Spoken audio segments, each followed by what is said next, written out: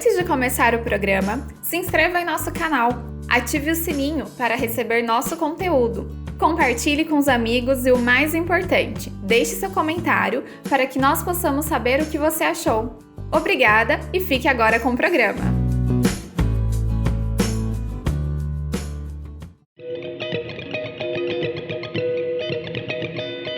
No ar, o EcoCast, o seu podcast de notícias.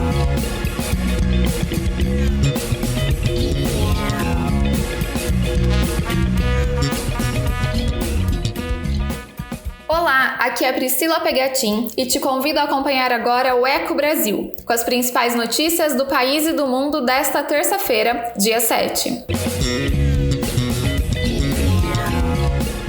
O presidente Jair Bolsonaro confirmou que está infectado pelo novo coronavírus. O resultado positivo do exame saiu nesta terça-feira. Bolsonaro disse que está bem, mas relatou que teve febre de 38 graus, mal-estar e cansaço. O presidente revelou que tomou hidroxicloroquina, remédio que vem defendendo como tratamento para a Covid-19, mesmo sem comprovação científica eficácia para a doença. O presidente tem 65 anos e faz parte da faixa etária considerada por especialistas como grupo de risco. Durante o anúncio do resultado do exame, feito à TV Brasil, Bolsonaro pediu cuidado, em especial com os mais idosos e com quem tem comorbidade. Quanto aos jovens, segundo ele, a possibilidade de algo grave é próximo de zero. No entanto, dados oficiais sobre a pandemia mostram que pessoas mais jovens e mesmo aquelas sem comorbidades também podem desenvolver formas graves da doença. Mesmo defendendo cuidado com os mais velhos, Bolsonaro tem feito reuniões com ministros, alguns deles com mais de 60 anos, como o ministro da Economia, Paulo Guedes, que tem 70. O presidente também se aproximou e falou com apoiadores nos últimos dias e pode ter transmitido a doença. De acordo com a Organização Mundial da Saúde, uma pessoa infectada pode transmitir o vírus até 6 dias antes de começar a apresentar sintomas. O presidente também informou que a primeira-dama, Michele Bolsonaro, realizou nesta terça-feira um exame para saber se tem o novo coronavírus. Ele não citou o resultado do teste.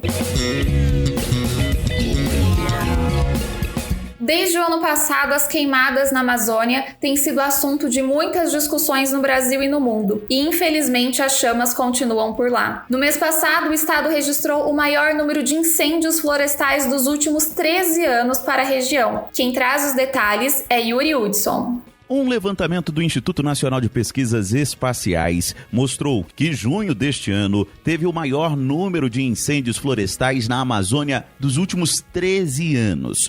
Só em comparação com o ano passado, o número de registros de incêndios saltou 20%. Foram 2.248 focos contra pouco menos de 1.800 em 2019.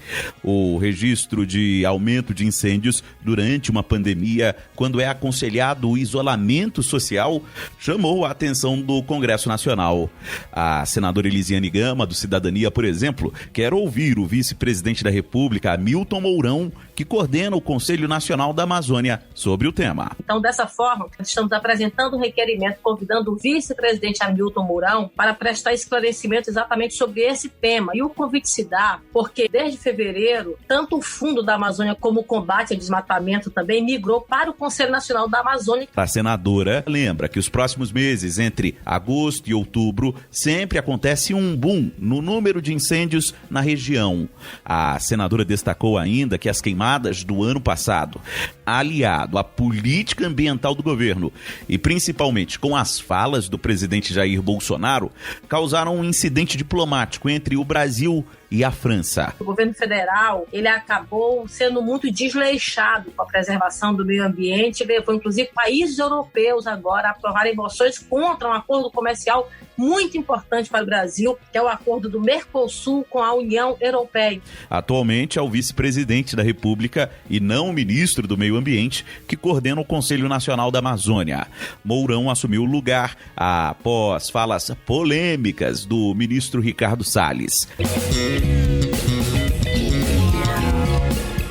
Se antes do novo coronavírus imaginar o mundo em um cenário de pandemia era coisa só da ficção, a realidade pode ser bem diferente. É o que aponta um relatório das Nações Unidas que fala sobre 7 tendências que levam ao aumento de doenças que passam de animais para seres humanos. A reportagem é de Ana Paula Loureiro. O mundo deve experimentar novos surtos de doenças passadas de animais a humanos, caso não haja um enfrentamento do problema. A constatação é de um relatório do Programa das Nações Unidas para o Meio Ambiente, PNUMA, e o Instituto Internacional de Pesquisa Pecuária.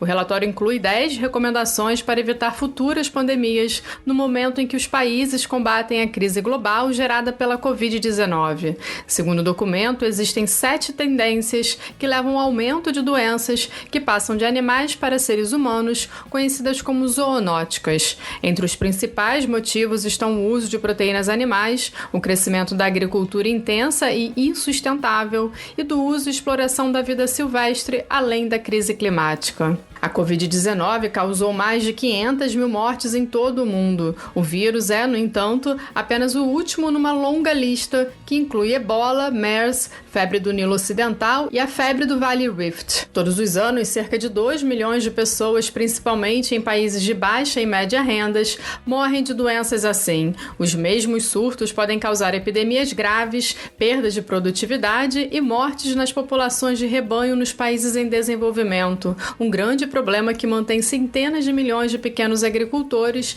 em situação de extrema pobreza. A pesquisa destaca a experiência da África, que respondeu a várias epidemias deste tipo, como o ebola, dizendo que o continente pode ser uma fonte de soluções para conter surtos no futuro.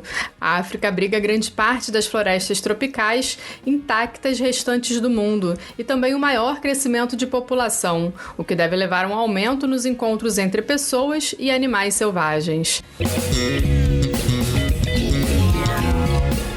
A campanha nacional de vacinação contra a gripe terminou sem que o governo alcançasse a sua meta de imunizar a população do grupo de risco. Confira os detalhes com Daniel Marques. Finalizada a campanha nacional de vacinação contra a gripe, 17 milhões de pessoas que precisavam se vacinar não foram imunizadas. O número representa 11,2% do público-alvo da campanha. A meta do governo era de alcançar ao menos 90% desse grupo. Foram alcançados 88,8%. O grupo com a menor cobertura vacinal foi de pessoas entre 55 e 59 anos de idade. Pouco mais de metade do grupo se vacinou, 55,86% de cobertura. 60,91% das gestantes se vacinaram. Entre crianças de até 5 anos de idade, a cobertura foi de 61,60%. Professores de escolas públicas tiveram 68,56% de cobertura vacinal. Como o período da campanha acabou, agora as doses da vacina contra a influenza que sobraram estão disponíveis para o restante da população, mesmo aqueles que não se encaixam no público-alvo. A vacinação é ainda mais importante durante a pandemia de Covid-19, já que as duas doenças possuem sintomas semelhantes e a imunização ajuda os médicos a identificarem rapidamente quais casos podem ser causados pelo novo coronavírus.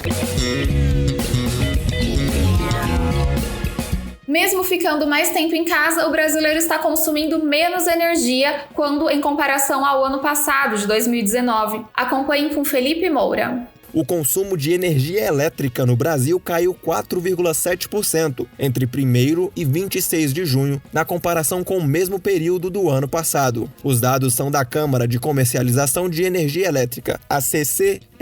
Apesar da queda no uso de energia em relação ao ano passado, o resultado acompanha a retomada gradual das atividades econômicas no país, graças à flexibilização das medidas de distanciamento social em muitos estados. Em maio, houve diminuição de 10,9%.